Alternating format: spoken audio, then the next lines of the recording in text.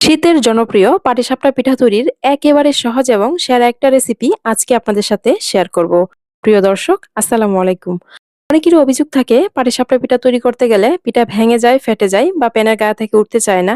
ইনশাল্লাহ আমার আজকের এই পাটিসাপটা পিঠার রেসিপি দেখে আপনারা যে কেউ খুব সহজেই বাড়িতেই মজাদার এই পাটিসাপটা পিঠাটি বানিয়ে নিতে পারবেন। পাটিসাপটা পিঠা তৈরি করে নেওয়ার জন্য প্রথমে একটা বোলে 4 কাপ পরিমাণ ভিজা চালের গুঁড়া নিয়ে নিলাম।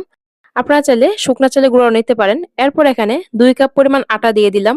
আটার পরিবর্তে এখানে ময়দাও দেওয়া যাবে। পাটিসাপটা পিঠা তৈরি করে নেওয়ার সময় এই রেশিওটা অবশ্যই ফলো করবেন। যে পরিমাণ চালের গুঁড়া দিবেন তার অর্ধেক পরিমাণ আটা অথবা ময়দা দিয়ে দিবেন। এরপর দিয়ে দিলাম স্বাদমতো লবণ। পৌনে 1 কাপ পরিমাণ গুড় দিয়ে দিলাম।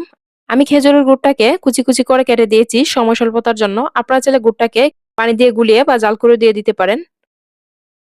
গুড়টা দেওয়ার পর সবগুলো খুব ভালো করে নেড়েচেড়ে মিশিয়ে নিয়েছি। এই পর্যায়ে এখানে পরিমাণ মতো ঠান্ডা পানি দিয়ে একটা ব্যাটার তৈরি করে নিব। পাটিসাপটা পিঠা তৈরির ব্যাটারটা তৈরি করে নেওয়ার সময় এই জিনিসটা অবশ্যই খেয়াল রাখতে হবে, সবটা পানি কিন্তু একসাথে দেওয়া যাবে না। অল্প অল্প করে পানি দিয়ে হাত দিয়ে মেখে নিতে হবে। তো আমি অল্প অল্প করে পানি দিয়ে পাটিসাপটা পিঠা তৈরির ব্যাটারটা তৈরি করে নিচ্ছি। ব্যাটারটা এরকম হবে আর কি, খুব বেশি ঘনও না আবার খুব বেশি পাতলাও না। প্রথমে পানি দিয়ে মাখতে মাখতে পিঠার ব্যাটারটা আঠালো ভাব হওয়া পর্যন্ত মেখে নিতে হবে। যখন আঠালো ভাবটা চলে আসবে তখন আরো পানি দিয়ে দিতে হবে। আর পাটিসাপটা ব্যাটার তৈরিতে কিন্তু আমি আজকে পুরোপুরি ঠান্ডা পানি ব্যবহার করেছি। তো আমি প্রায় ব্যাটারটাকে 5 থেকে 7 মিনিট সময় নিয়ে হাত দিয়ে খুব ভালো করে মেখে নিয়েছি। এই পর্যায়ে দেখুন ব্যাটারটা এরকম হয়েছে, খুব বেশি ঘনও না আবার খুব বেশি পাতলাও না। তো পাটিসাপটা পিঠা তৈরির ব্যাটারটা কেমন হবে আপনাদেরকে একটু হাত দিয়ে দেখিয়ে নিচ্ছি। তো এই পর্যায়ে মনে হচ্ছে আর একটু পানি লাগবে, এজন্য আরো অল্প একটু পানি দিয়ে দিলাম। ব্যাটারটা তৈরি করে নেওয়ার পর একটা চামচ দিয়ে নেড়েচেড়ে দেখিয়ে দিচ্ছি ব্যাটারের ঘনত্ব বা পাতলাটা কতটুকু রাখবেন। পাটিসাপটা পিঠার ব্যাটারটা তৈরি করে নেওয়ার পর এদিকে চলে আসলাম খিরসাটা তৈরি করে নিতে।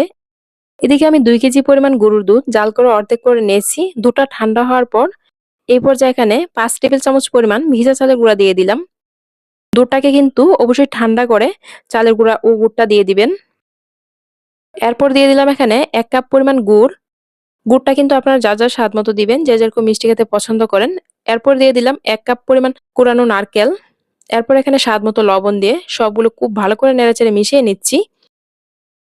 আমি পাটিসাপটা পিঠার খিরসাটা তৈরি করতে গুড় দিয়েছি। আপনারা চাইলে চিনি দিয়েও কিন্তু খিরসাটা এইভাবে বানিয়ে নিতে পারেন। এরপর চুলায় প্যানটা বসিয়ে দিলাম। চুলার আঁচটা মিডিয়াম আঁচে রেখে খিরসাটা বানিয়ে নিচ্ছি। খিরসাটা বানিয়ে নেওয়ার সময় কিন্তু অনবরত নেড়েচেড়ে দিতে হবে যাতে নিচ দিক দিয়ে না লেগে যায়। প্রায় 10 থেকে 15 মিনিট খিরসাটাকে রান্না করে নেওয়ার পর এই পর্যায়ে দেখুন খিরসাটা কিন্তু অনেকটাই ঘন হয়ে গেছে। ঠান্ডা হয়ে গেলে খিরসাটা আরো ঘন হয়ে যাবে। তো খিরসাটা তৈরি করে নেওয়ার পর গরম গরমই একটা বাটিতে ঢেলে নিয়েছি। খিরসাটা ঠান্ডা করে নেওয়ার পর পিঠাগুলো তৈরি করে নিব। এদিকে দেখুন পিঠার ব্যাটারটা প্রায় 1 ঘন্টার মতো রেস্টে ছিল। এই পর্যায়ে ব্যাটারটা কতটা মসৃণ হয়েছে। এখন আমরা পাটিসাপটা পিঠাগুলো তৈরি করে নিব। চুলায় একটা প্যান বসিয়ে দিলাম। প্যান বসিয়ে একটা টিস্যুর মধ্যে অল্প একটু তেল নিয়ে প্যানটা মুছে দিলাম। একটা চামচের সাহায্যে পাটিসাপটার ব্যাটারটা প্যানটার মধ্যে ঢেলে দিয়ে দিলাম। এরপর প্যানটা ঘুরিয়ে ঘুরিয়ে পিঠার ব্যাটারটা ছড়িয়ে নিলাম।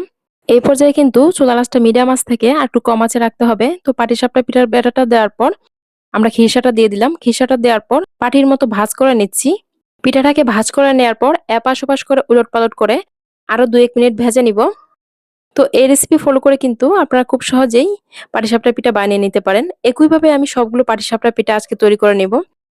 আজকের পাটিসাপটা পিঠার রেসিপি কেমন হয়েছে কমেন্ট করে জানাতে ভুলবেন না। আর এরকম সহজে মজার মজার রেসিপি পেতে আমার ইউটিউব চ্যানেল সাবস্ক্রাইব করার অনুরোধ রইল। যারা ফেসবুক থেকে দেখছেন প্লিজ পেজটাতে একটা লাইক ও ফলো দিয়ে দিবেন। তো আমি একইভাবে সবগুলো পাটিসাপটা পিঠা তৈরি করে নিয়েছি। সবগুলো পিঠা তৈরি করে নেওয়ার পর আপনাদের সাথে শেয়ার করছি। তো একটা পিঠা ভেঙেও শেয়ার করছি। দেখুন মাশাআল্লাহ পিঠাগুলো দেখতে কতটা সুন্দর হয়েছে। আশা করছি আজকের এই সহজে মজাদার পাটিসাপটা পিঠার রেসিপি আপনাদের অনেক ভালো লেগেছে। ভিডিওটি এখানেই শেষ করছি। সবাই ভালো থাকবেন। আল্লাহ হাফেজ।